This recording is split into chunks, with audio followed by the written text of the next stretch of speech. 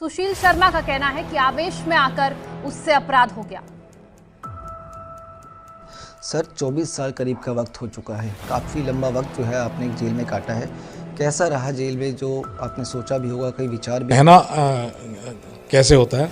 और जेल में 24 साल कमांड सह के गुजारे हैं और जेल में एक एक मिनट बहुत डिफ़िकल्ट होता है।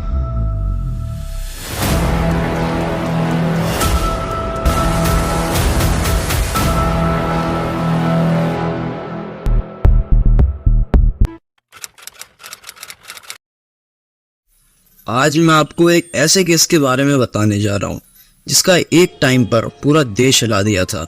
यह कोई नॉर्मल केस की तरह तो बिल्कुल भी नहीं है, जैसे किसी को गोली मार दी या किसी का गला काटकर हत्या कर दी।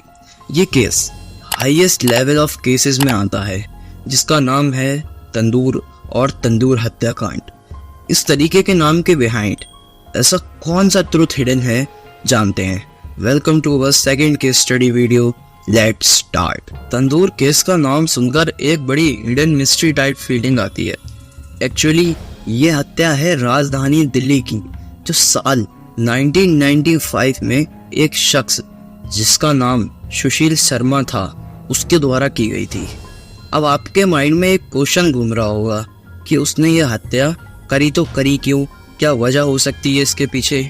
तो जो वजह है वो ये है कि जो सुशील शर्मा था वो अपनी पत्नी को लेकर एक शक में था कि उसकी पत्नी, जिसका नाम नैना सहनी था, उसका किसी के साथ अवैध संबंध था, मतलब किसी दूसरे पर्सन के साथ अफेयर चल रहा था।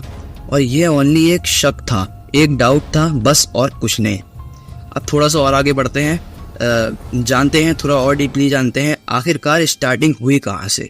देखिए, बात है 2 जुलाई 1995 की, जब सुशील शर्मा ने अपनी पत्नी को किसी के साथ फोन पर बात करते देखा।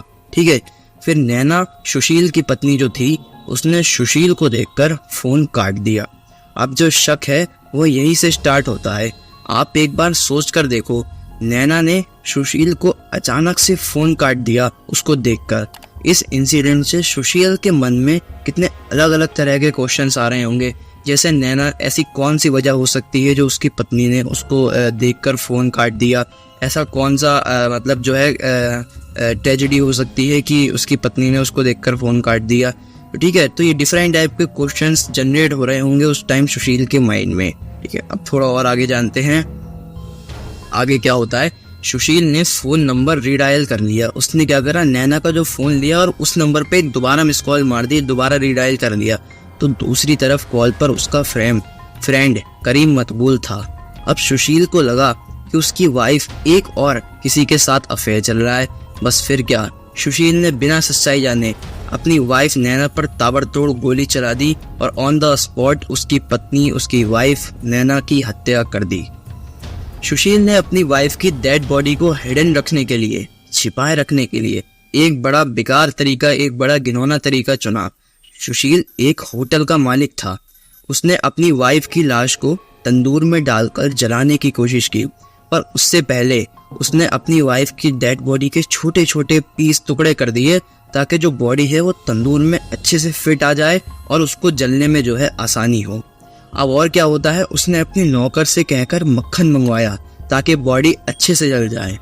वह कहते हैं ना कि अगर किसी कोई गलत काम करते हैं तो उसका अंजाम भी गलत ही होता है, फिर वो चाहे वो जो काम है कितनी ही चालाकी से क्यों ना करा मेरा हो।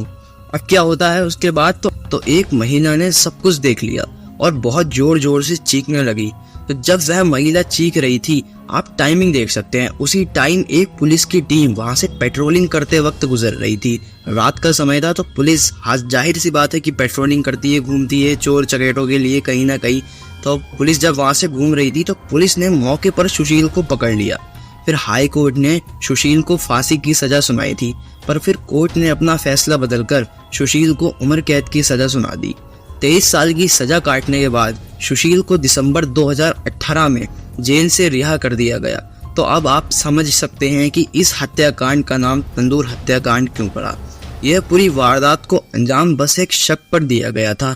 तभी कहते हैं, किसी भी शक करने से पहले जज मत करो, पहले उसके बारे में पूरी इन्फॉर्मेशन ले लो और फिर एक्शन लो, एक एजुकेटेड पर्सन की तरह, ना कि किसी हैवान की तरह। तो बस अगर आपको आज की इन्फॉर्मेशन पसंद आई हो और आज आपको जो रियल क्राइम स्टोरी है वो पसंद आई हो तो हमारे चैनल को सब्सक्राइब करें, लाइक करें और सपोर्ट करें। और भी ज़्यादा लंबी लंबी वीडियोस हम लाते रहेंगे। बाय, जय हिंद।